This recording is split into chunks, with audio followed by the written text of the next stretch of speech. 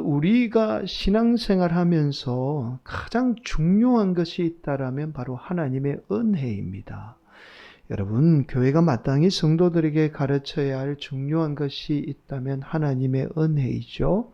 정확하게 말씀을 드리면 하나님의 은혜로 사는 삶을 말합니다. 그런데 그동안 한국 교회가요, 이 중요한 하나님의 은혜를 가르치지 않고 온통 세상의 복만을 가르쳐 왔습니다. 정말 우리 성도들의 삶에 가장 중요한 것이 있다면 바로 하나님의 은혜입니다. 왜냐하면 하나님의 은혜는 우리가 눈으로 쉽게 볼 수는 없지만 우리의 인생을 가장 복되고 행복하게 만드는 것이 바로 하나님의 은혜입니다. 여러분, 하나님의 은혜는 바로 저와 여러분이 죄로 말미암아 죽을 수밖에 없었던 인생인데 예수님으로 말미암아 다시 산 인생이 되었다는 거죠. 이것이 하나님의 은혜입니다. 그래서 저와 여러분이 하나님의 은혜를 깨닫게 되면 다시 사는 인생이기 때문에 내 뜻대로 살지 않고 하나님의 뜻대로 살게 돼요. 여러분, 이것은 마치 우리가 부모님의 은혜를 깨닫게 되면 내 마음대로 살지 않고 부모님의 뜻대로 사는 이치와 같습니다.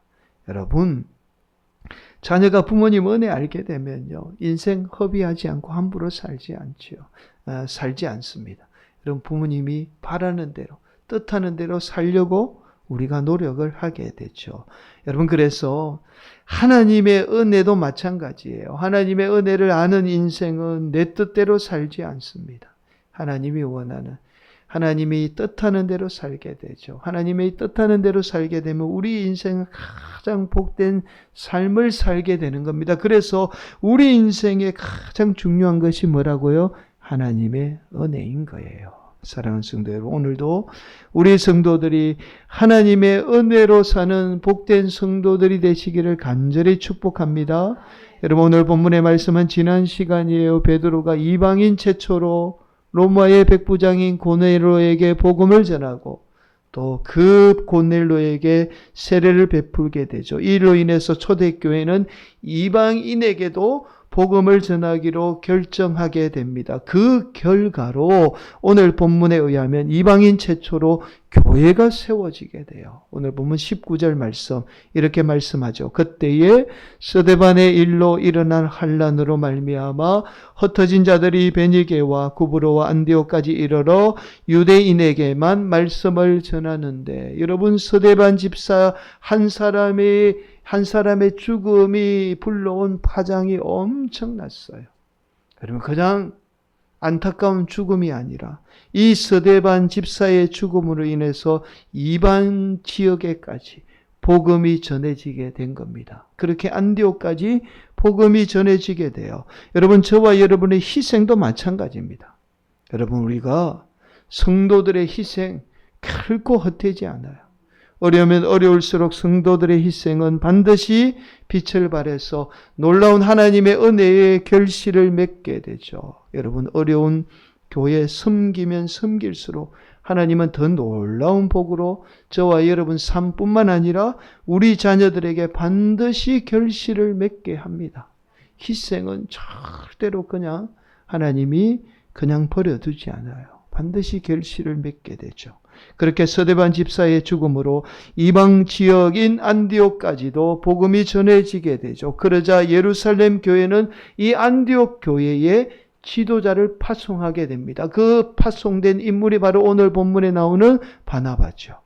여러분, 우리는 사도 바울을 교회의 역사 가운데 가장 위대한 인물로 꼽습니다. 그러나 이러한 사도 바울이 있기까지 결정적인 역할을 한 인물을 우리가 쉽게 외면하게 돼요. 그러나 사도 바울이 있기까지 결정적인 역할을 한 인물이 바로 오늘 본문의 바나바입니다. 여러분, 그렇게 바나바는 예루살렘 교회로부터 안디옥 교회에 파송을 받아 안디옥 교회를 든든히 세워나가게 되죠. 그리고 바나바는 다소에 있던 사도 바울마저도 안디옥 교회에 데리고 와서 함께 사역을 하게 됩니다. 여러분, 그렇게 사도 바울의 인생에 하나님의 놀라운 새로운 역사의 문이 열리게 된 거예요. 여러분, 오늘 본문에 의하면 이방인 최초로 세운 교회가 안디옥 교회죠. 여러분, 이 안디옥 교회를 실제적으로 그렇게 초대교회보다 더 뛰어난 교회로 만든 인물, 그리고 든든히 세운 인물이 바로 바나바입니다. 여러분 오늘 본문 22절은 이렇게 말씀해요. 예루살렘 교회가 이 사람들의 소문을 듣고 바나바를 안디옥까지 보내니, 여러분 어느 단체든지 지도자가 너무나 중요해요. 지도자가 있고 없고는 완전히 다릅니다. 또한 그 지도자 한 사람이 어떻게 이끄느냐에 따라서 그 단체는 완전히 달라지게 돼요. 여러분 이 중요한 문제를 놓고 예루살렘 교회는 바나바를 이방인 최초 교회인 안디옥 교회에 파송하게 됩니다. 그래서 이방인 최초의 교회인 안디옥 교회를 실제로 이끈 인물이 바로 바나바죠. 여러분 그렇게 바나바에 의해서 안디옥 교회는 든든히 세워져 나가게 됩니다. 더 놀라운 사실은 앞서서 말씀을 드렸듯이 다소에 있던 사도 바울을 다시 데리고 온 인물도 바로 바나바예요. 오늘 보면 25절 말씀, 바나바가 사울을 찾으러 다소에 갔어. 여러분 지난 시간에 잠깐 말씀을 드렸죠. 사도 바울이 어디에도 환영받지 못해요. 제자들에게도 버려지고 또 유대인마저도 사도 바울을 핍박하게 되죠. 그래서 사도 바울의 고향인 다소로 거의 반강제적으로 어떻게 해요? 추방을 당하다시피 보내지게 됩니다. 그렇게 무려 10년이라는 세월이 지났어요. 여러분 10년은 짧은 시간이 아니에요. 강산도 변하는 시간이 10년이죠. 여러분 그렇게 사도 바울은 모든 사람에게 잊혀진 존재가 됩니다. 아무도 사도 바울이 다시 등장하리라고는 예상하지 못했어요. 그런 사도 바울을 다시 불러낸 인물이 바로 바나바입니다. 여러분 바나바가 처음으로 이방 지역의 교회인 안디옥 교회를 맡고 또한 다소에 있던 사도 바울을 데리고 오는 문제는 결코 쉬운 일이 아니에요. 여러분 우리가 오늘 말씀처럼 그렇게 쉬운 일이 아닙니다. 여러분 바나바가 제자들에 의해서 안디옥까지 갈 때는 여러 가지 어려움이 작용하고 있어요. 첫 번째는 거리상으로 굉장히 먼 거리예요. 여러분 지도 보시면 아시겠지만 예루살렘에서 안디옥이라는 이곳은 가까운 옆 동네가 아닙니다. 굉장히 먼 거리예요. 또한 낯선 곳입니다. 이방 나라예요. 말이 통하지 않는, 쉽게 갈 수 있는 곳이 아닙니다. 오늘날처럼 이동수단이 발달해서 쉽게 갈 수 있는 거리도 아니고 또 낯선 곳이고 이방 나라고 말도 잘 통하지 않는 위험이 항상 뒤따르던 곳이에요. 마치 이것은요, 우리가 낯선 나라에 가서 개척하라는 것과 같습니다. 여러분 기존 교회를 맡는 것과 개척교회는요 완전히 다른 어려움, 차원의 어려움이 존재하죠. 여러분 바나바가 사도 바울을 데리러 다소까지 가는 길도 사실은 만만치 않는 길이에요. 여러분 지도상으로는 가까워 보여요. 그러나 안디옥과 다소 사이에는 아마누스 산맥이 가로막고 있어요. 여러분 이 산맥이 굉장히 유명한 산맥입니다. 그래서 안디옥에서 다소까지 가려면 이 아마누스 산맥을 반드시 넘어야 하는데 이 길이 얼마나 험한 길인지 몰라요. 이런 물리적인 거리보다 더 심각한 문제가 있죠. 여러분 바로 사도 바울이 다시 세상에 등장하게 되면 유대인들의 핍박을 장담할 수 없어요. 유대인들이 지금 사도 바울 나타나기만을 기다리고 있는 거예요. 사도 바울이 나타나면 사도 바울을 죽이려고 하고 있는 거예요. 사도 바울이 어디 있는지 지금 다시 그 센 유대인들의 핍박을 받게 됩니다. 여러분 그런데도 이런 어려움을 다 바나바가 극복해요. 다 극복하고 이 모든 일들을 감당하게 됩니다. 여러분 바나바가 이렇게 어떻게 이 어려운 일들을 다 감당할 수 있었을까요? 어떻게 바나바가 이 수고로움을 다 극복하고 안디옥 교회를 든든히 세워나갈 수 있었을까요? 또한 인류 역사의 가장 위대한 인물로 손꼽히는 사도 바울을 다소에서 어떻게 안디옥까지 데려올 생각을 했을까요? 여러분 오늘날 성도들 같으면 왜 우리가 이방 나라에까지 가야 됩니까? 여기 있어도 괜찮은데 왜 내가 거기 가서 지도자 고생을 해야 됩니까? 그렇게 아마 반문할 거예요. 아니면 그렇겠죠. 이유라도 좀 말해 주십시오. 여러분 바나바는 아무 말 없이 이 일들을 다 감당한 인물이에요. 여러분 바로 오늘 본문 말씀은 바나바가 안디옥 교회를 든든히 세워나가고 사도 바울을 다소에까지 가서 데려올 수 있었던 이유를 말씀해요. 아주 중요한 말씀을 하고 있습니다. 그 말씀이 바로 24절 말씀이에요. 여러분 우리 함께 봉독하도록 하겠습니다. 바나바는 착한 사람이요 성령과 믿음이 충만한 사람이라 이에 큰 무리가 주께 더하여지더라. 여러분 본문 말씀은 바나바는 착한 사람이요 성령과 믿음이 충만한 사람이라고 말씀합니다. 여러분 예수 믿는 사람 성령과 믿음이 충만한 것은 당연한 말씀이죠. 그런데 오늘 이 바나바에게 한 가지 더 특별한 점이 있어요. 그것이 바로 바나바는 착한 사람이었다라는 겁니다.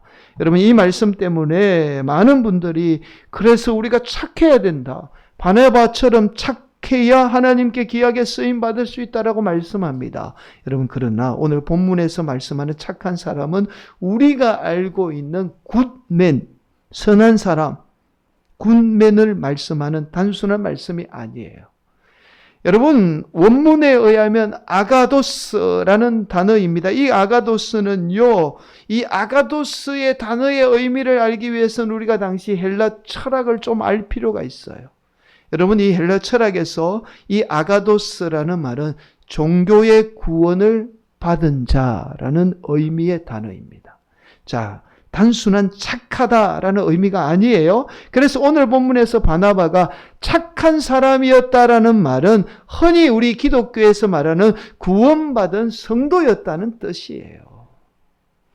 여러분 곧 이 말은 하나님의 은혜를 아는 성도였다라는 말씀입니다. 그래서 바나바는 자신이 하나님의 은혜로 구원받은 인생이었기 때문에 안디옥에 가라면 가고 심지어 다소까지 가서 사도 바울을 데려오라면 데려올 수도 있었던 거예요. 그 수고로움을 기꺼이 감당할 수 있었던 인생이었던 겁니다. 자신은 하나님의 은혜로 다시 산 인생인데 뭔들 하지 못할 수 없었던 거죠. 그렇게 그 일들을 말없이 감당할 수 있었던 인물이 바로 바나바였던 거예요. 더 놀라운 사실은 이런 바나바의 가르침을 받은 안디옥 교회의 성도들도 하나님의 은혜로 살았다라는 사실을 알 수 있습니다. 여러분 그 증거가 많은 사람이 안디옥 교회 성도들을 그리스도인이라고 불렀어요. 여러분 한 번 더 26절 말씀 한 번 더 봉독합니다. 만남에 데리고 와서 둘이 교회에 1년간 모여 있어 큰 무리를 가르쳤고 안디옥에서 비로소 그리스도인이라 일컬음을 받게 되었더라. 여러분 그리스도인이라는 말이 내가 하나님의 은혜로 구원받은 하나님의 자녀라는 말이죠. 그래서 어떻게 하나님을 위해서 사는 인생을 말합니다. 이것이 그리스도인이에요. 여러분 바나바가 하나님의 은혜로 살았기 때문에 그 은혜를 교인들에게 가르쳤던 거예요. 그래서 교인들이 하나님의 은혜로 산 겁니다. 여러분 이것이 하나님의 은혜죠. 내가 예수님으로 말미암아 다시 산 인생이라는 사실을 깨닫는 것, 이것이 하나님의 은혜예요. 여러분 그렇다면 이 은혜가 우리의 삶에 왜 중요할까요? 여러분 여지껏 여러분 하나님의 은혜가 중요하다는 것 너무나 많이 알아왔어요. 그런데 왜 중요한지를 몰랐어요. 여러분 지금부터 여러분에게 너무나 중요한 말씀을 드립니다. 오직 하나님의 은혜만이 저와 여러분의 욕망을 이기게 합니다. 다시 말씀드려요. 오직 하나님의 은혜만이 우리의 욕망을 이기게 해요. 여러분 우리 인생에 욕망만큼 무서운 것이 없어요. 여러분 우리의 욕망은요 나 자신뿐만 아니라 타인의 생명까지도 앗아갑니다. 그게 욕망이에요. 욕망에 사로잡혀 있는 인생은요 욕망을 위해서 자신의 생명까지도 기꺼이 스스럼 없이 그렇게 바칩니다. 여러분 간혹 예술가가 끝내 스스로 자신의 목숨을 끊는 경우들이 간혹 있잖아요. 욕망 때문이에요. 그 욕망 때문에 욕망에 이끌려 살다가 끝내는 욕망 때문에 스스로 목숨을 끊게 돼요. 또한 자신의 욕망을 이루기 위해서 타인의 목숨까지도 그리낌 없이 죽이는 게 인간의 욕망이에요. 그래서 우리 인생의 욕망만큼 무서운 것이 없어요. 사랑하는 성도 여러분, 인간의 욕망을 인간은요, 욕망을 완전히 배제한 채 살 수 없습니다. 간혹 목사님들 가운데 하나님의 뜻을 내세우는 분들이 있어요. 그러나 그 이면에는요, 자신의 무서운 욕망이 꿈틀거리고 있습니다. 분별할 줄 알아야 돼요. 인간의 욕망이 배제된 온전한 하나님의 뜻은 절대로 존재할 수 없습니다. 그러나 이 인간이 욕망을 잘 다스리게 되면 인간의 욕망만큼 인간을 이롭게 만드는 것 또한 없어요. 저와 여러분의 욕망을 다스려 가장 복되고 행복한 인생으로 살게 만드는 것이 바로 하나님의 은혜입니다. 왜냐하면 저와 여러분이 하나님의 은혜로 다시 산 인생이라는 사실을 깨닫게 되면 쉽게 내 욕망대로 살지 않아요. 내 뜻대로 살지 않습니다. 하나님 뜻대로 살려고 노력해요. 서두에서 말씀을 드렸잖아요. 아버지의 뜻대로 살려고 노력한다고요. 잘 안 되지만. 그래서 저와 여러분에게 하나님의 은혜는 단순한 은혜가 아니라 저와 여러분의 인생을 가장 복되게 만드는 것이 바로 하나님의 은혜입니다. 그래서 저와 여러분이 늘 하나님의 은혜로 사는 인생이 되어야 하는 거예요. 여러분, 왜 하나님의 은혜가 중요한지 이제 아시겠죠? 사랑하는 성도 여러분, 오늘도 우리 성도들이 하나님의 은혜를 잊어버리지 않기를 소망합니다. 늘 하나님의 은혜로 사는 인생이 되기를 소망해요. 저와 여러분은 예수님의 죽음으로 대신 살고 있는 인생이에요. 그래서 저와 여러분에게 어떤 죄를 짓는 인생이 있어도 용서할 수 있어요. 왜냐하면 우리도 용서받을 수 없는 죄에서 용서받은 인생이잖아요.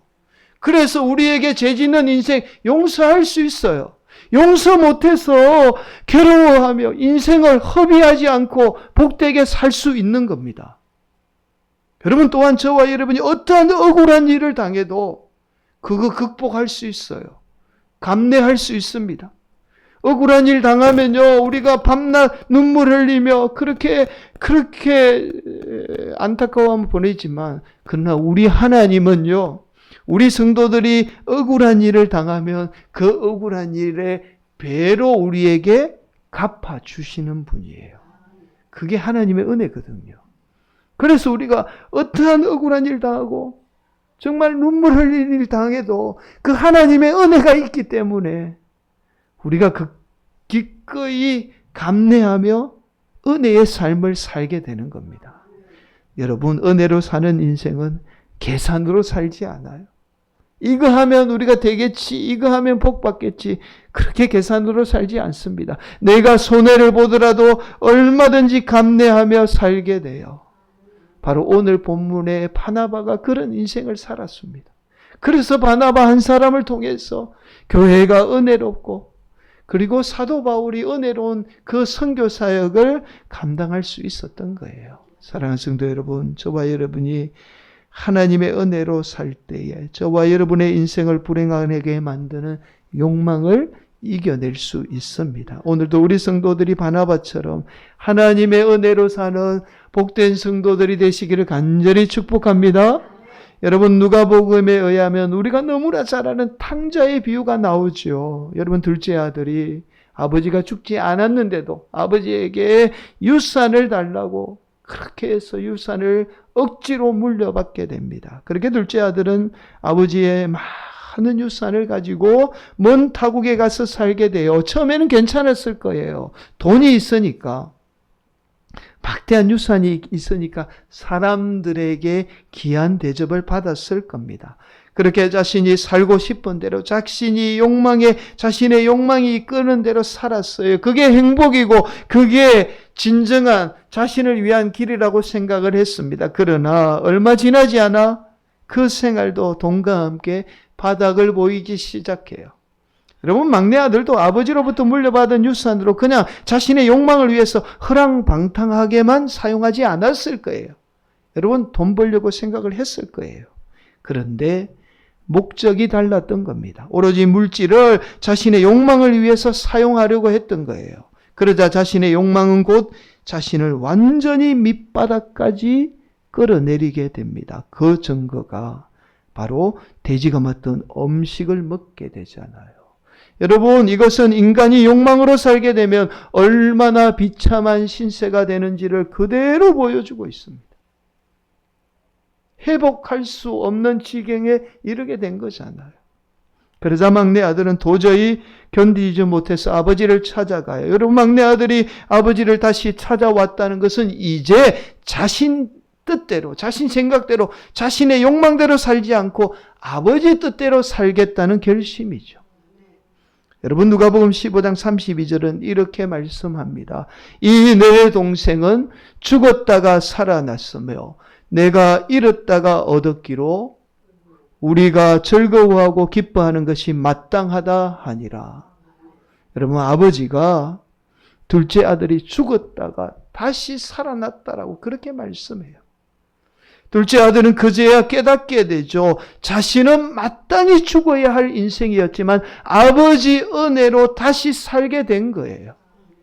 막내 아들은 아버지의 은혜를 깨닫게 되자 이제는 자신의 뜻이 아닌 아버지의 뜻대로 살게 돼요. 여러분, 그러자 그 비참한 인생, 돼지와 같은 그 비참한 인생이 어떻게 되죠? 아들이라는 귀한 삶을 다시 되찾게 되었던 거죠.